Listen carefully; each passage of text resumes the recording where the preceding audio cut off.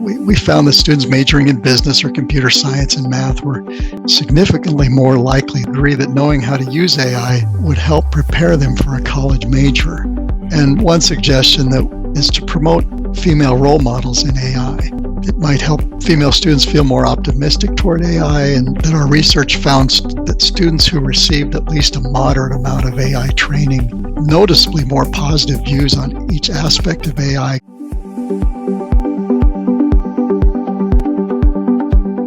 Welcome to the AIX Higher Ed podcast. The ACT has released a new report titled How Students' Perspectives on AI Are Related to AI Training in High School, Planned College Major, and Gender.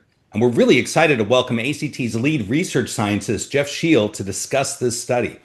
Jeff specializes in survey methodology and sampling, and his research interests include high school students' educational experiences and their opinions on topics such as AI. In his past research on AI tools, Schiel and ACT colleagues investigated students' use of AI tools for school assignments and their impressions of how using the tools might affect them cognitively and academically. He previously served as director of survey research at ACT and led survey-related work at the University of Colorado Boulder. We've included a link to the report in the show notes, and we encourage everyone to go download it and read it. Make sure that you check this out because there's really a lot more that we won't be able to get into in this conversation, but we're looking forward to diving in. So welcome to the podcast, Jeff. Thank you very much, and thank you for having me. I'm looking forward to our conversation. Excellent. Yes, thank you so much, Jeff. I'm wondering if you could tell us, what motivated the ACT to conduct this study on, students' AI perspectives? Well, with the growth and adoption of AI across our society, including in some of our classrooms, this was a natural research area for us to explore. And it seems like many studies, they aim to examine how AI affects student performance and outcomes. And in this study, we had an opportunity to examine how students think and feel about AI and its impact. And, I was looking at my notes from the study just the other day, and back in June 2024, I started thinking of a few questions I would really like to ask students, such as, can AI be trusted? What do you think its outcome will be in your life? Will it be positive or negative? And then as things went on, I had conversations with colleagues, and additional questions were suggested, like whether knowing how to use AI would help in college preparedness. So just a little, a few thoughts on the very beginnings of this work. And I wanted to mention that while our study doesn't predict how the use of AI will impact students, it does provide valuable information into students' perspectives on AI. And, seeing how students today feel about AI and how they are either leaning into it or away from it, this may provide valuable insights for educators and administrators as they make decisions on things like curricula and supports for students. Yeah, absolutely. I think what's really important about this study is that it's coming at just the right time. And I really appreciate that you're looking at it from the perspective of students, their viewpoints, their thoughts about AI, because I think for most of us in higher ed, we're now really kind of coming to grips, I think, for most schools with what to do next. And it's important to incorporate that student voice. Now, the survey, when you were conducting the survey, reached several thousand high school students that were planning to take the ACT. Tell us, what makes that demographic particularly important for understanding AI attitudes in education? Why those students? Well, as one of the largest student assessment providers in the US and around the world, ACT has access to this large pool of high school students who are taking our test, and it provides us with an opportunity to explore areas of research beyond the test itself, including students' perspectives on various issues in education. And, we realize that these students are, they're a little different from your typical high school student, perhaps, in that they're generally planning on going to college. And we know that, of course, a lot of high school students don't plan on going to college. Mm-hmm. But we do have protocols in place to ensure that we are examining a representative sample of these students that allows us to gather findings and insights to share in reports like the one we've just released. And it's important to keep in mind that this is just one study on students' perspectives of AI, and there are ample opportunities to conduct further research, whether it's on different topics or through the use of larger samples or whatever. Thanks. And, one of your strongest findings was the relationship between AI training in high school, at least a moderate amount, and positive AI attitudes. Can you kind of walk us through a bit of, what moderate AI training looks in practice and, what you considered to be moderate? Well, you're right. Our survey did find that as the amount of high school training in how to use AI increased, and this was based on students' self-reported amount of training they received, students' views toward AI also grew more positive. We didn't specifically define moderate training for students. Students were given a question in the survey on how much AI training in high school have you had? And their choices, there were 4 of them, included none, only a little training, a moderate amount of training, and a lot. So it was entirely up to students to determine what a moderate amount of training was. And I'm sure there were differences across students in their perspectives on that. And this is something we'd like to explore further. We didn't ask these students for specific answers on what the training entailed, but that's certainly something we could explore in a follow-up study. That is really interesting to take it from the perspective of what they viewed as little, moderate, or extensive training, because that also builds into their perspective about whether or not they feel prepared, which I think is an important part of this, as at least part of it to read it. And you're right, it only tells part of the story, but that's an important part of it. I was surprised when looking at the results that such a relatively small number of those students reported that they received moderate to extensive AI training. I think it was like 8% or so. It was relatively small, it seemed. Should this concern higher ed administrators and faculty who are going to be receiving these students?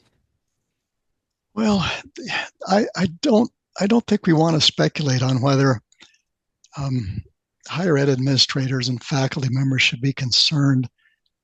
I think they can review the paper and the results and decide that for themselves. And to kind of think about this from another perspective, some higher ed administrators might look at this as a real opportunity, and that students are sort of a blank slate, and they can learn to engage with AI tools ethically and in ways that are productive and supportive of their learning journey. But it's important to keep in mind that this study does help provide a baseline that we can use for future research in years ahead. Maybe the amount of training will increase over time. Maybe if we ask students in a couple of years, how much training in using AI in high school have you had? Maybe instead of 8% or so saying quite a bit, there'll be 30% saying that. That seems like a positive thing to me. And one last thought on this: AI in classrooms is still it's still a new frontier for many students and educators. And when we think about follow-up studies, they may find that the percentage of students who receive this training just continues to increase as AI becomes more ingrained in our society. Yeah, I kind of hope that's the way it goes. We really just need to have, I think all of us, including me, need to have more exposure and more experience with AI and some of its functions. Yeah, I think the point you make about this being a good benchmark as a good reference point is important. We're seeing more and more school districts even increasing the use of AI tools. So this will be nice to be able to correlate to say at this point, coming into fall 25, where schools are starting to integrate it more. This is how many students felt that they were getting moderate or extensive training. Following up with further study is going to be really helpful when we see how that gets integrated. Yeah. Yeah, and I think, we might see some changing, attitudes as well. One of the things you noted in the study was that students who are like planning to be art majors, they had the biggest concern. And, it makes sense, right? That's kind of some of the first immediate media stories about like potential like job loss, right? Like whether Yes. it was like actors or people who just, want to go into design, like those types of things. Those were some of the jobs that were most kind of immediately threatened. Like in kind of terms of maybe, what you saw, and you saw things at a more granular level. Like how was some of that expressed, that concern expressed, if you might be able to comment on that, and maybe how might administrators, react to that when, students are potentially enrolling in a university and they're kind of afraid of the future of maybe what their major might be. Yeah. Well, first of all, as I mentioned before, I think it's up to colleges to decide how they want to address these concerns. And um, I think that ACT will certainly continue to provide high quality research that they can consider as they make decisions. Uh, but I do want to reiterate what you mentioned in your question. One of the more surprising things that we found in this study is that students' planned college majors were related to their views on the relationship between college preparedness and knowing how to use AI. For example, we found that students majoring in business or computer science and math were significantly more likely than students planning to major in arts or biological and physical sciences to agree that knowing how to use AI would help prepare them for a college major. That just really was a finding that, that stuck with me, and it still does. Yeah, that makes a lot of sense when we look at it a little further along the educational path. When we think about students getting ready to graduate college, for instance, they're considering those majors. It was really interesting also for us to see that in high school they're considering that connection, and that there's that correlation that you're finding. Let me ask you a follow-up to that and talk a little bit about what this means, maybe specifically for computer science, because we're seeing a lot of stories about how AI is disrupting, especially the entry-level job market for students coming out with computer science degrees. That, as with anything with AI, this is changing so rapidly. I think maybe this wasn't as visible in December, at the end of the fall semester 2024. How do you think what does the research say about how students are approaching that potential job disruption? It seems interesting that, yeah, it makes sense that students interested in computer science are probably more positive towards AI or thinking about AI. Is there anything in the research that suggests they're considering what those job disruptions might be or what that might do for the job market? Well, this isn't something we examined as part of our research, but it seems like it could certainly be an area for follow-up research to see how AI affects a student's choice for college major and career planning. And there may be some, in the survey, students commented about their thoughts on the emergence of AI and how it might affect their career plans and so forth. And there may be some information in there that we haven't uncovered yet that relates to job disruption. Well, You that'll know, be I, interesting to see in follow-up studies if you Yeah. do find that. Maybe that'll be something that students will become more aware of in coming years. Yes.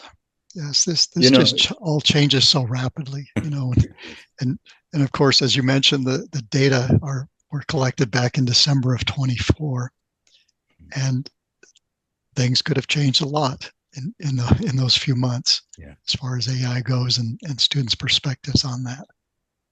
Yeah, I do think it's interesting, that you're starting to see that right in the surveys, right? Even though maybe it wasn't something you're specifically trying to measure for, that concern, in conversations I've had with current college students or, students who graduated last year, and it's obviously just anecdotal data. I find very, very frequent conversations about, their concerns. If they have a job, whether they're going to be able to keep the job or, whether this Yes. major they've chosen in college is good. So I think, trying to get some more data on that over time, would be very, very helpful. I think the other thing that the survey revealed was that male students were more optimistic than female students. And I'm wondering if there's anything kind of like even anecdotally in the surveys that would suggest that, or why, or if you have any thoughts on that difference. Well, we did think about that quite a bit, actually. Um, and although we don't want to speculate on what caused the gender gap in AI optimism, um, we did notice the difference in attitudes towards AI might be impacted by um, planned college major, among other factors. When you think about it, although some progress has been made on closing the gender gap in STEM fields, male students continue to enroll in those fields in college at higher rates than female students do. And we found that in our study, students who plan to enroll in STEM type majors tend to view AI more positively compared to aspiring art related majors, for example, which maybe enroll more female students. So we kept thinking about, is there some kind of interaction between gender and major that's contributing to the findings that we're seeing? And we looked into it, but we weren't able to find statistical evidence in this study for a relationship among gender, planned college major, and optimism toward AI. Future research might find such a relationship, but this study didn't. But it's still, I think it's important to keep that in mind, because there certainly could be something going on with major that we just couldn't quite capture in this study. Yeah, that's interesting. We had some of the same questions coming to mind looking at that data. Maybe even without worrying about the correlation with majors, you do see that these findings, especially broken down by gender, tend to align with other tech adoption research. What do you think the implications are for ensuring equitable AI integration in higher education? And I know every school is going to have to approach it in their own way, given the needs of their own student body. But given your read of the data, looking at how students were responding, is this something that maybe schools should be focusing on maybe that gender disparity and thinking about how they address it that way, as opposed to just looking at it by major? Well, that's a great question. But I think it's one that's best for higher education officials to consider. I'm really not in that position to give them Fair. that type of advice. But in our report, we do suggest that it's important for schools that are preparing AI training programs for students to be aware of potential differences in opinions of AI. And one suggestion that we provide in the paper for addressing these differences is to promote female role models in AI. This has been suggested in other research. This may be helpful for female students who participate in AI in high school AI training programs. Mhm. It might help female students feel more optimistic toward AI and how it may help them prepare them for a college major. So I think role models might be helpful there. Well, that's great. In fact, last night I noticed that two female professors who I'm connected to on LinkedIn both shared what they taught about in the first day class, and that was about the difficulty of defining AI. So I thought I'd share that out. But that kind of Yeah. highlights some potential there for that.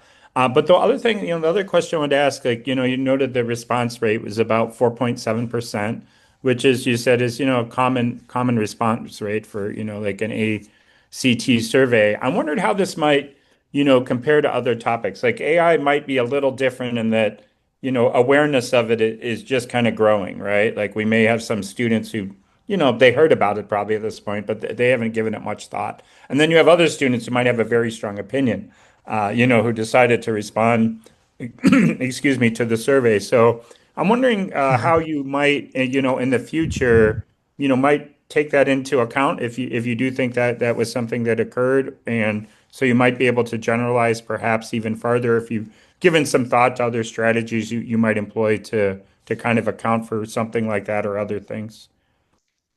Well, it's as you mentioned, this rate is pretty typical for surveys, at least of ACT test takers and ACT test registrants. And it's always possible that the opinions about AI reported by this relatively small number of respondents differed in some way from those of the non-respondents, the students who just didn't take the survey for whatever reason. And any type of survey research faces those challenges. We don't know what the non-respondents are thinking about, what their opinions are, unless we can find some way to get a random sample of those non-respondents and ask them and get their feedback. And then we might feel much more comfortable in what the respondents are saying. But that's just one of those things that I think nearly all survey research struggles with. And you know how it is. It seems like every time we turn around these days, we're asked to take a survey. And so there's been this trend for a number of years in decreasing response rates to online surveys. And we continue to see that. So we're always trying to think of ways to maybe pique students' interest and get them to respond to our surveys. It would be nice if we could afford to pay them to take our surveys, but we haven't reached that point. We're hoping they will do it out of their desire to help other students and share their opinions and contribute in that way. Yeah. There should be some kind of ACT bonus points for survey completion, right? Well, the students would really like that. You bet. Then that would probably motivate them more, even more than paying them. But that would, but I think it would hurt our credibility quite a bit. Probably. So, one last thought here.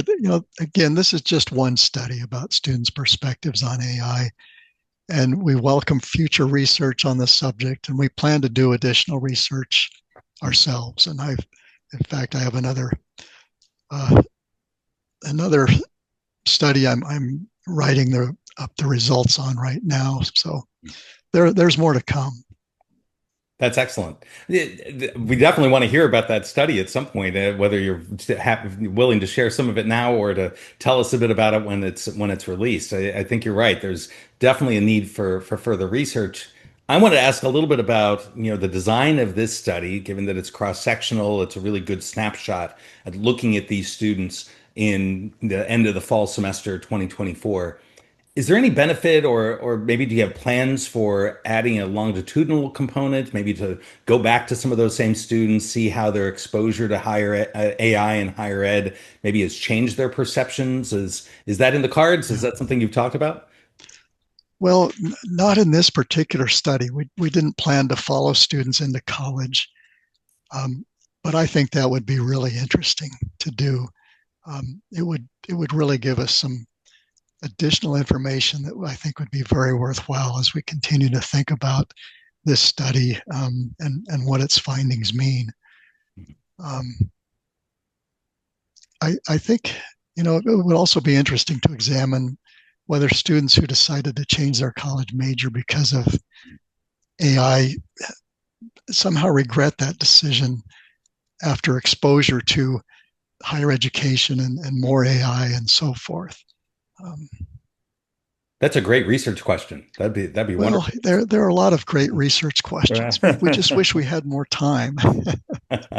Yeah, I was going to say we could spend even the rest of the podcast talking about some ideas Anand and I have for what you could research. But it's a great tool. But one of the other things you noted was that nearly half the students had used AI tools for assignments. But they were skeptical about whether or not that contributed to their skill improvement. Now, were they kind of talking about their skill improvement with AI, like, oh, I use this tool, but I didn't really learn anything, or is it more like, I use this tool to help me study for my biology exam and do my biology project, but it didn't make it any better. And it was really, what do we call this, like the cognitive lapse, right? Cognitive offloading. What were they expressing when they were saying they didn't really learn? Well, when we talk about skills in this study, we were talking about things like critical thinking skills or problem solving skills or even creativity. And so we asked students about 5 particular skills. And of those students who used AI tools, we'd say, that by using the tools, do you think that your skills and that this particular skill was improved? And this was just on an agree or disagree scale in the survey. And so whenever we mention skills in the paper, that's what we're talking about. Does that help answer your question?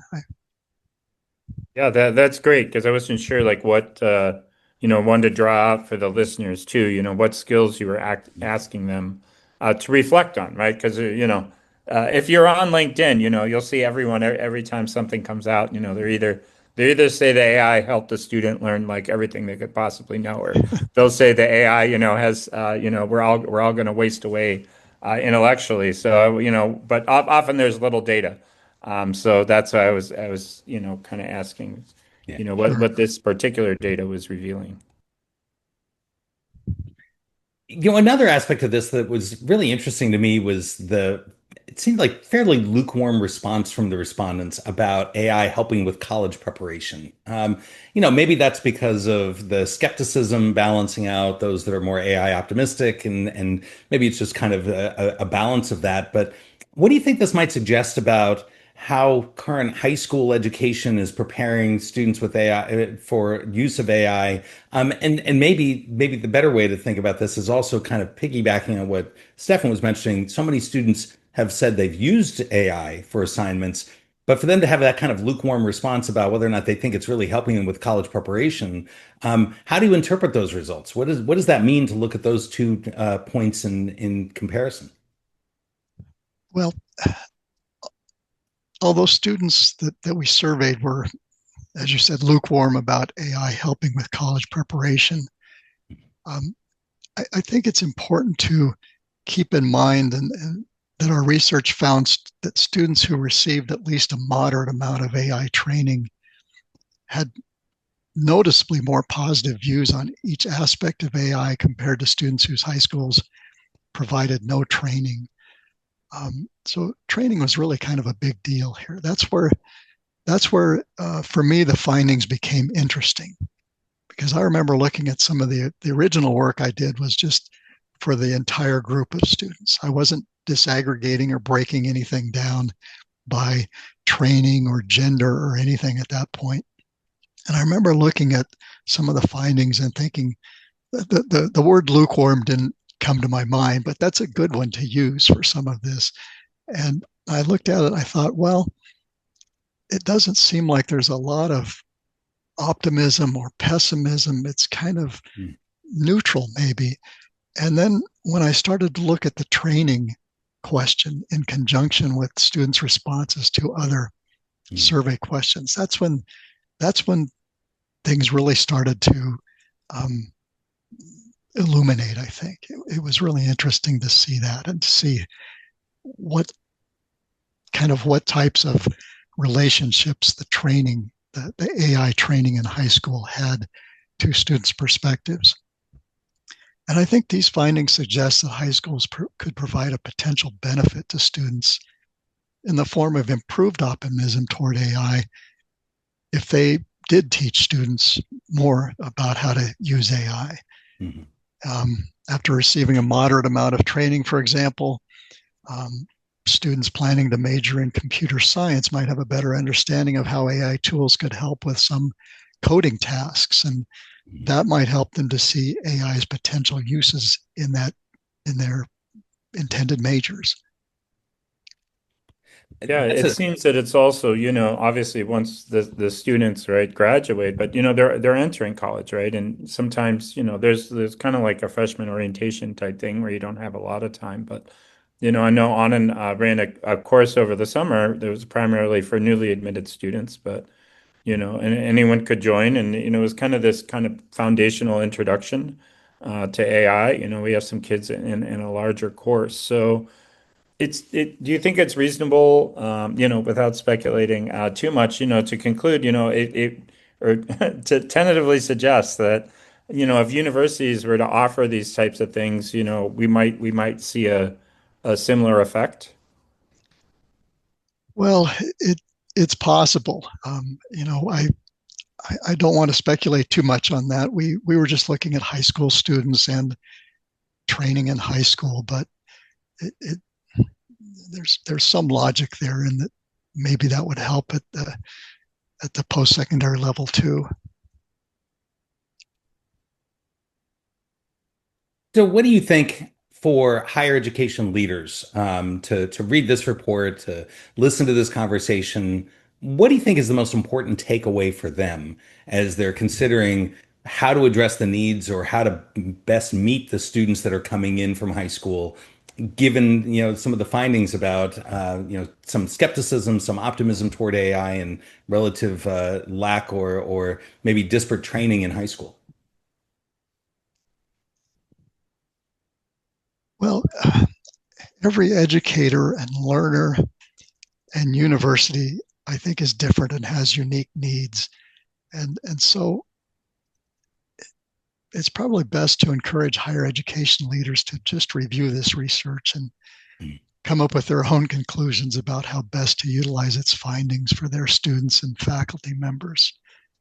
Um, However, one of the takeaways I think is most telling from this research goes back to what I was just talking about with AI training, you know, maybe making things more positive for students when they think about AI.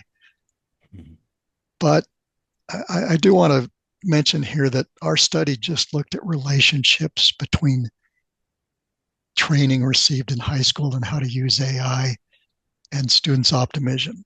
It was just relationships we were observing. There was no causality that we uncovered.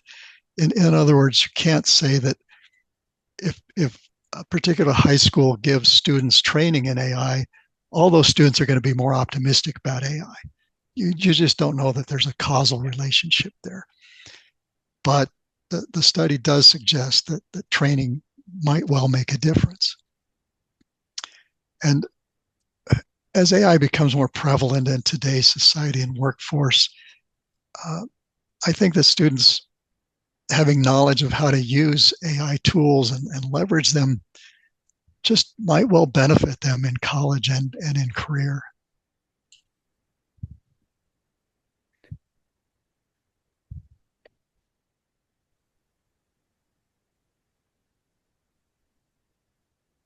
Do you want to ask that question, Stefan, about running it again in the future and how it might differ? Oh, yeah. Yeah. Yeah, so if you were to, and maybe, some of this, you thought about, because you're kind of in the middle of kind of finalizing this last survey, but what are some things like, if you were to run the survey again in the future, how might you, change it, or what else might you want to add to it? Anything along those lines? Well, if we did this again, I think it'd be, as we talked about before, I think it'd be really interesting to see whether the amount of training that high schools are offering students in AI has increased, Yeah. and to what extent. Um, and of course, as AI continues to become more prevalent in classrooms across the country, it's possible that students' attitudes could shift very quickly. And we'd really like to do follow-up studies to see how students' perspectives change over time. Um, as an example of this, back in 23, we released a paper on AI tool usage or AI tool use. And one of the questions we asked in there was about the accuracy of information provided by AI tools. And that one kind of led me to the question about, can you trust AI tools or can you not trust AI tools? Yeah. And so as we do this research, we're going to continue to think about themes or topics that we want to continue to investigate. And there may be ways to tie it together too. So there are just so many opportunities. But as I mentioned before, not quite as much time as we'd like to have to do this type of research.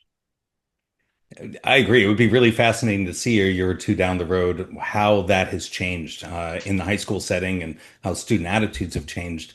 One other question about looking at some of the findings, in the report, you mentioned some of the interesting differences in how students from different backgrounds responded. Are there some equity implications we should discuss or consider? Well, I don't think we want to speculate on equity implications based on this research. Mm-hmm. I have heard that ACT is interested in conducting follow-up research that might analyze equity implications of AI training and use in classrooms. Mm-hmm. So it's another one of those things that we're keeping in mind and that we'd really like to work on in the future. Yeah, that's great. So you mentioned you're working on another report. Is it related to AI and student use? Is that something you can tell us a little bit about now, or do we need to wait until the report? Well, I can tell you just a little bit about it because I'm still looking at the data and writing up some of the findings and thinking about it. And at least for me, this is a long process, and it often gets interrupted. So I have to work on other things in the meantime, and then go back after weeks or sometimes even a month or two, and pick up where I left off. But this latest research is looking at students' perspectives on the use of AI in the college applications process, and what they think about important indicators of college readiness, and what they think about AI in terms of whether it will give students who use it an advantage in the admissions process. So some really interesting data so far. I don't want to give anything away at this point, but it's been exciting for me to look at it and see what students are thinking about this and what their views are. That's an excellent study. I can't wait to read it when it comes out. Well, thank you. Great. Well, yeah. Yeah, it's got to be great to collect all this data, and you kind of see, right, kind of where things kind of start to shift and emerging ideas, and it's a fascinatingly new area. It is to study. Changing all the time. Right. I just wish we could turn the research around much more quickly, but we can only move at a certain pace, I guess. Yeah. Well, yeah, I mean, we were talking about December of 2024 study data, right? And it's obviously right in the arts majors, and then over the last few months, right, we've seen everything about computer science, right? So, yes. It's really a really interesting area. Yeah. Well, Jeff, thank you so much for taking the time to join us. And thank you for your work in this area. I really encourage all of the viewers to make sure they download this. And we'd love to have you back in the future to hear maybe about that next report when it comes out. Thank you. That sounds good. And thank you again for letting me be part of your podcast and talk about this research. It's been very enjoyable. Thank you. Thank you very much. Great. Thanks.